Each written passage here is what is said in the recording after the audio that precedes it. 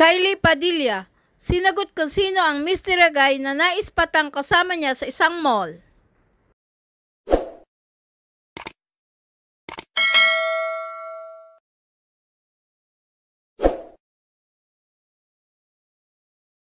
Game na sinagot ng magandang aktres na si Kylie Padilla kung sino ang lalaki na nais patang laging kasama niya.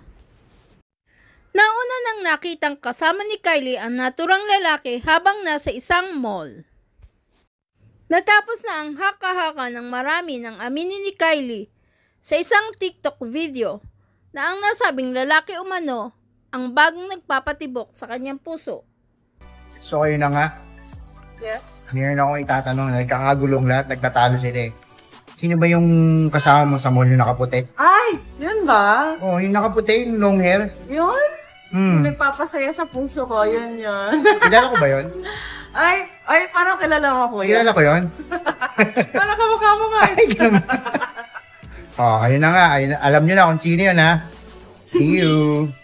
Napag-alaman ng mga netizens na ang naturang lalaki na nagngangalang Gino John Simon na bagong nagpapasaya kay Kylie ay isang non-showbiz personality na may-ari ng isang tattoo shop.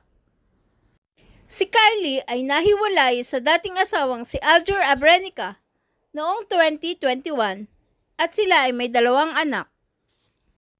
Please subscribe and hit the notification bell para ma-update kayo sa sunod na showbiz news.